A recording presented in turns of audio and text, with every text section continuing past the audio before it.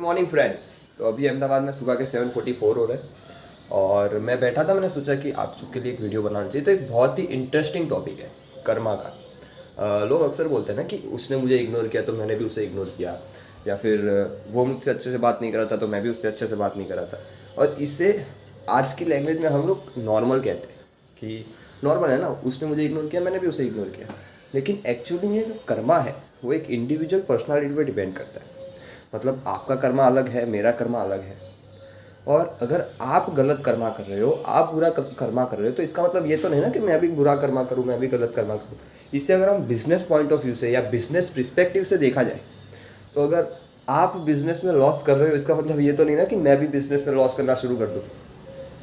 और इसी तरह से जब हम इस पर्सपेक्टिव से देखते हैं तो हमें लगता है कि नहीं यार, ये सब चीज़ें नॉर्मल नहीं है। ये सब चीज़ें हम बहुत टाइम से गलत करते आ रहे हैं कि वो मेरी शादी में नहीं आया तो मैं भी उसकी शादी में नहीं आऊँगा, वगैरह वगैरह। तो ये सब चीज़ें पूरी तरह से गलत है। हमें अपना कर्मा अपने हिसाब से करना चाहिए। हमें दूसरों के लॉसेस को देख के अपने बिजनेस में प्रॉफिट बनाना बंद नहीं करना चाहिए। तो it's a must understand reel for you all कि आप समझे कि हमारा कर्मा हम अपने हिसाब से कर रहे हैं, किसी और के हिसाब से, किसी और के कर्मा को कॉपी नहीं कर रहे।